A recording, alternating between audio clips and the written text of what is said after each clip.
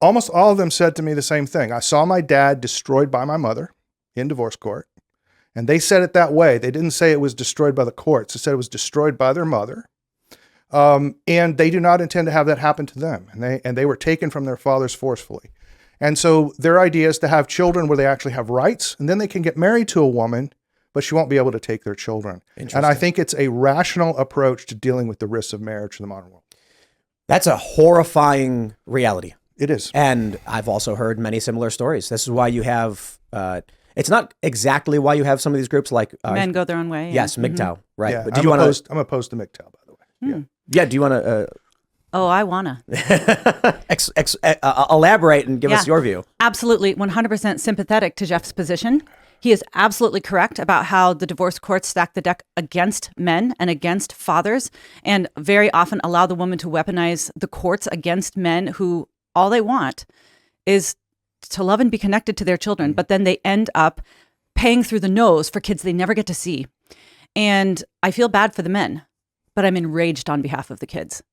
Enraged. What they are losing, what Jeff's sons have lost, is not something that can ever be quantified. Not at all. It's a lifelong loss that they're going to experience that wound forever. They're being starved of not just the male love that all children need, but the biological identity that comes from being raised by their own dad. I mean, what the courts have done to Jeff and what they are doing to thousands of other men across this country is criminal. And you see why I love Katie Faust. Well, and that is why one of the planks set them before us is to fight no-fault divorce, which very, very often hands the most power to the women. No-fault divorce is probably the proximate cause of all this. I agree. Well, but let's talk surrogacy. Well, actually, I was going to say, as we're introducing these ideas of, why is there even a conversation about surrogacy? Perhaps we should pause and talk about no-fault divorce, which is the legal change and the social change. We must talk about no-fault divorce. Yeah, and then, surrogacy is very much a technological advance. Were it not possible to do IVF, we wouldn't even be talking about it. Correct. That's right. But before we even get into the science of how society is changing, I think no-fault divorce, we've talked about it quite a bit. I think this is a cause of a massive amount of problems and contention today. Yeah. So the way that we talk about it at Them Before Us is functionally what children are right now is accessories to be cut and pasted into any and every adult relationship, right? We have an understanding of parental rights to their children, but we don't have an idea of children's rights to their own parents. And those actually go together, right? People care which baby they take home from the hospital. They don't want just any kid in the nursery. They actually want their baby. There's something precious and special about taking your own child home. There is something distinct and wonderful about your own progeny. And we can get into adoption later, but there was that ridiculous article like last week that was like, wanting your own biological children is, what was it called? It was a racist, or I don't know, she equated it with white supremacy or whatever it was. Yeah. And that is like all of these arguments. And I think where we're going with your argument, Jeff, is this idea that you're going to be able to overhaul human nature. You, no matter how technology changes, no matter how law changes, no matter how culture changes, you cannot overhaul child nature. And children have a natural right to be known and loved by both of their biological parents. Those two adults grant children statistically the safest home that they're going to experience. Like if your wife remarries, the man that joins her life will never be as statistically connected to, invested in, and protective of your sons They'll as be one of you the greatest are. threats to him. Actually. That's correct. Yeah. This is right. Not only will he not be as connected and invested, he will statistically be one of the most dangerous people in their life. Okay, so we have to get very clear about children having a right to their own mother and father. The threats that have disconnected children from that are cultural, legal, and technological. So we'll be talking about one of the technological shifts that have commodified children and turned them into functional accessories. But the legal shifts have also been at play since the late 60s, and it began with no-fault divorce. No-fault divorce was the first, in essence, redefinition of the family. It transformed what used to be the most child-friendly institution the world has ever known, marriage, into just another vehicle of adult fulfillment.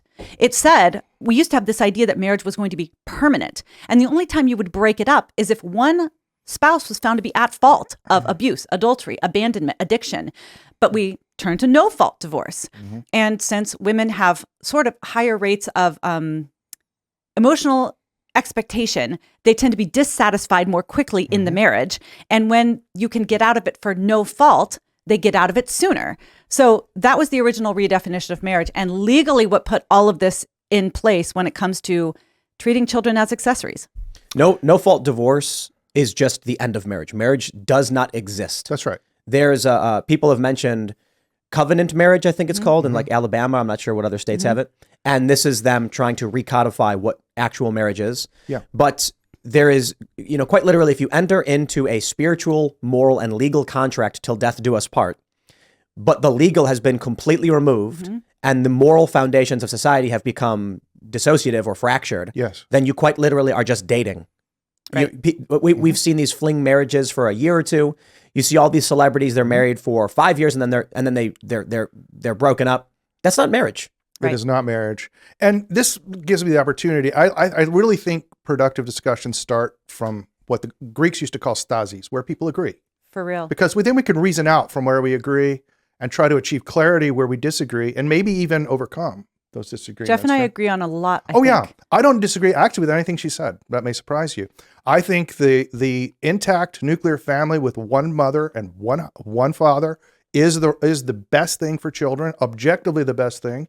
It's also the most enduring institution in human history. It actually predates history. Correct. It goes back before written history. This is right. It's the most enduring institution, the most successful institution ever. So I'm all in favor of that. I am concerned with notions of children's rights. We can talk about why that is. We can. But one of the fundamental things that we lost, and I think we lost it with the Enlightenment, but it really showed up in the American conception of rights.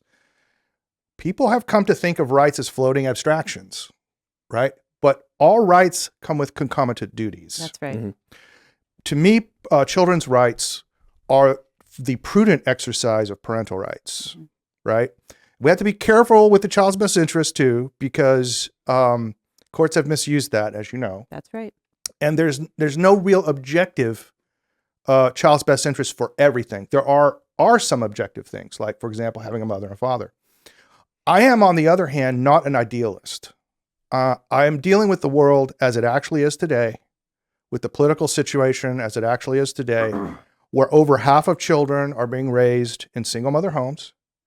And in that world, men have to be very serious about protecting themselves before they have children or before they get married. This is interesting because you mentioned someone going to I think you said Argentina. Yes. Fresh and Fit talked about something called passport bros. Yeah. These are guys who know they can't, or who believe they cannot find a wife in the United States because of the culture, the moral frameworks this country has. So they go to other countries With traditional values. but also a lower standard of living. Yeah. So they're viewed more favorably. Like they Yes. mentioned going to the Philippines, Yeah. where the standard of living is low. So you have these young women who see an American come here. They're wealthy, they have access, and that is attractive to them. And so you're going to end up with a wife who is more committed and actually more worried about the relationship breaking apart. Whereas in America, you have the feminist, more woke vision where women can have it all, do what they want and leave whenever they want. And courts will favor them if they do. Yeah. So there's a lot of work to be done, but the answer cannot be whatever work needs to be done in culture, in law, and in technology. And there is a lot to be done. The answer cannot be a kid is going to sacrifice for me. I understand the system is broken. I understand the technology is advancing way beyond our ethical conversations, but the solution can never be this kid sacrifices so I can have what they want. And ultimately, that's what surrogacy does in 100% of cases. I don't actually believe the sacrifice of a single father home is equivalent to the sacrifice of a single mother home. Single father homes have outcomes which are much better than single mother homes, and it's substantially close to two-parent homes, so they're not as good. And I'd it's like certainly to see not that. more. Is that certainly in not- the brief that you gave me? It is not in. It's not in these two, but I can get you one. I can Okay. get you two actually. Two. So I know that there's a few studies, but what studies do you have that show outcomes for children who were motherless at birth? So there's two studies. One of them has a subpopulation study. So, for example, it does find that there's like less criminality, higher college attainment, less suicidality. and so Equivalent forth. to the two-parent married biological parents? No, between single mother homes and Versus single father. homes. Sure. Right. Okay. I And can then see the that. subpopulation study here, which I have to be honest, like subpopulation studies are less conclusive. Mm-hmm, But the subpopulation studies, they say, well, of these single father homes, which ones were from illness right? Deaths like that and Right. accidental deaths. Interesting. And they find the same effects. The effects are similar, although it's not conclusive. You're saying similar between the child whose mother died versus the child whose mother left through divorce. Yes. Okay.